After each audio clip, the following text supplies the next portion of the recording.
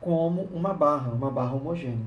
Então, uma barra fina e homogênea de comprimento L e massa M, articulada em uma das extremidades, como mostrado na figura. É largada do repouso, então a barra estava inicialmente aqui nesse ponto, então seria a atleta aqui nessa posição, ela cai sobre a força-peso e vem para essa posição aqui.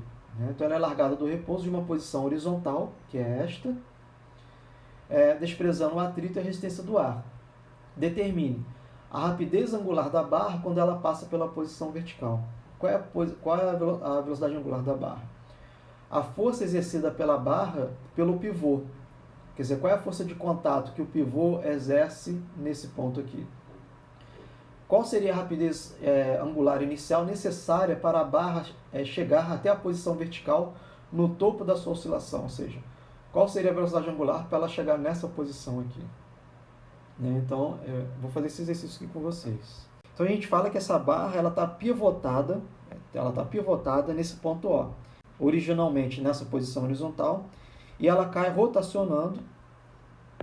Então, vou fazer aqui, ela cai nesse movimento aqui de rotação para essa posição aqui. Então, seria aqui. Ela tem esse movimento aqui de rotação ao redor desse ponto O aqui. Então, esse ponto O é o eixo de rotação, tá bom? Quais são as forças sobre ela? Eu já representei aqui ao lado. As forças sobre a barra é uma força de contato nesse pivô, que é a tal da força normal, e a força peso. E essa aqui é a força peso. Quando a gente trabalha com esses objetos extensos, a força peso a gente sempre representa sobre o centro de massa. A gente sempre estuda o movimento do centro de massa. A gente não estuda o objeto extenso como um todo, a gente estuda qual é o movimento desse ponto aqui, do centro de massa, porque é mais simplificado estudar esse movimento.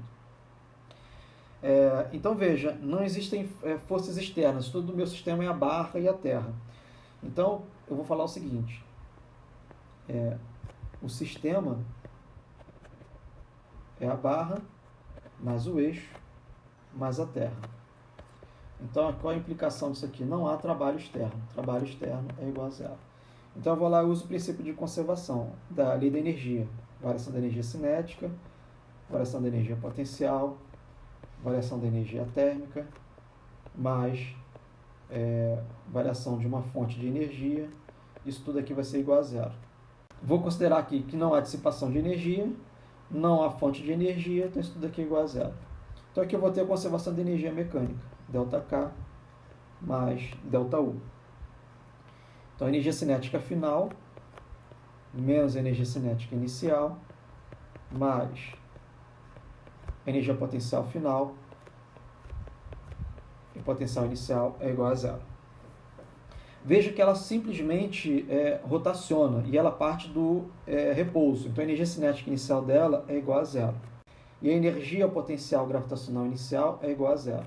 A energia potencial inicial eu vou considerar aqui, ó. Tá? Tem um eixo aqui horizontal para cima, y, isso aqui é igual a zero. Então a energia potencial gravitacional nessa posição aqui é igual a zero. Porque a distância da barra para a origem é igual a zero. Então a minha expressão vai ficar simples. Ela vai ficar energia cinética final mais energia potencial gravitacional final é igual a zero. Como ela rotaciona, ela vai ter energia cinética de rotação apenas, meio I zero vezes ômega ao quadrado, mais energia potencial gravitacional, mais a massa da atleta, da barra, G, vezes a altura do centro de massa. Eu vou representar aqui por Y do centro de massa é igual a zero. O que é Y centro de massa? É essa distância aqui. É essa distância. Tá? Y do centro de massa. Então, a energia potencial gravitacional dela final é nesse ponto aqui. Tá bom? Então, aqui vai ficar meio I zero vezes ômega ao quadrado, mais, aqui eu vou botar aqui, mg menos L sobre 2. Então, vou fazer aqui, Aqui está a origem e aqui está o centro de massa. A barra toda tem comprimento L. Então, qual vai ser a energia potencial aqui desse ponto de centro de massa? Vai ser M vezes G vezes L sobre 2. Por que é menos L sobre 2? Porque eu estou abaixo da origem, Minha origem está aqui, Então, Então, por isso que é menos L sobre 2. Então, aqui eu tiro a velocidade angular de rotação. Então, ômega vai ser igual a mg vezes L dividido pela inércia rotacional. Para a barra que gira em torno da extremidade, isso já é tabelado.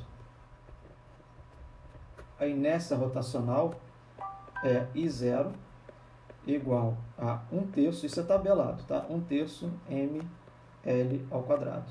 Então, o que eu estou querendo dizer com isto? Que se eu tenho uma barra aqui, né, e ela gira em torno desse ponto, a inércia rotacional dela é 1/3 de ml ao quadrado, tá? Isso é tabelado. Então, qual vai ser o momento angular? Vai ser ômega mgl dividido por 1/3 de ml ao quadrado. Então, ômega vai ficar raiz 3g dividido por L. Então, essa é a velocidade angular da atleta, né? Então, veja que quanto maior o comprimento da atleta, ou da barra, nesse caso, né, menor será a velocidade angular dela, né? Cuidado que esse L aqui é novamente aquele problema, né? Esse L é o comprimento da barra. Então, deixa eu apagar aqui. Vou botar um L minúsculo. É para não confundir com o momento angular, tá? Esse é o problema aqui. Okay? Então, essa é a velocidade angular em torno desse pivô. E na letra B, ele quer saber qual é a força exercida sobre a barra pelo pivô, nesse instante. Então, na letra B, né, então está a barra aqui desenhada. Aqui vai ter a força normal. E aqui vai ter a força peso. Então, nesse instante aqui, qual é a força normal? Eu vou aplicar a segunda lei de Newton. Somatório das forças em Y é igual a massa vezes a aceleração do centro de massa. Veja que isso aqui está acelerado, né? O centro de massa estava aqui. O centro de massa estava aqui. E veio para cá, né? Não é queda livre. Por que não é queda livre? Porque ela está pivotada. Então, existe uma aceleração aqui nesse sistema. Então, aqui vai ficar normal menos o peso igual a massa vezes a aceleração do centro de massa. Ok? Então, vai ficar N igual a mg mais massa vezes aceleração do centro de massa. Aí eu pergunto para vocês aí. Que movimento é esse que eu tenho aqui do centro de massa? O centro de massa está descrevendo que tipo de movimento? Quando ele faz esse movimento aqui. Na verdade, toda a barra tem o mesmo movimento, é um corpo rígido, né? Todo corpo rígido vai ter a mesma aceleração. Só que a gente do centro de massa. Que movimento é esse aqui? Circular. Circular. E quando tem movimento circular, qual é o tipo de força que aparece? Centrípeta. Centrípeta. Então, que aceleração é essa daqui? Centrípeta, né? Então, vai ficar mg mais massa vezes aceleração centrípeta. Então, N vai ficar m vezes g mais m, aceleração centrípeta, v ao quadrado, dividido por r, né? Essa aceleração centrípeta. Então, N vai ficar m vezes g mais m. Se eu quiser colocar, eu posso escrever o seguinte, que v é igual a ômega r. Então, aqui vai ficar m ômega r ao quadrado dividido por r. Então, a normal é mg mais m r ômega ao quadrado. Então, aqui está a força normal. Tá? Posso até simplificar mais aqui. Então, N vai ser m de g mais r ômega ao quadrado. Perfeito? Agora eu posso substituir o ômega. Eu sei quanto vale o ômega, né? Eu calculei o ômega lá em cima. Raiz de 3g sobre L. Então, vai ficar 3g sobre L. Então, N, m, g mais r vezes 3g dividido por L. Tá certo? Onde esse R aqui é L dividido por 2 também. Aqui é álgebra, tá? Então, N. Simplificando tudo, isso aqui vai ficar igual a 5 meios de mg. Estou mostrando que a força normal nem sempre é igual a força peso. Então, a normal aqui é igual a 5 meios do peso.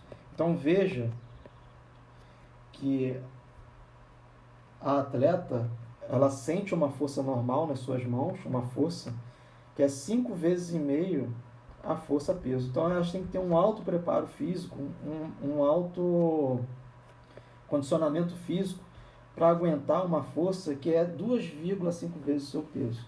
A força que ela tem que exercer nas mãos, ela tem que fazer muito exercício das mãos para suportar a força peso. A força de contato dela, quando ela segura na barra, é 2,5 vezes o peso. Então, quando vocês forem cumprimentar uma atleta desse nível, cuidado com o aperto de mão, que elas não têm a noção do aperto de mão que elas têm. Então,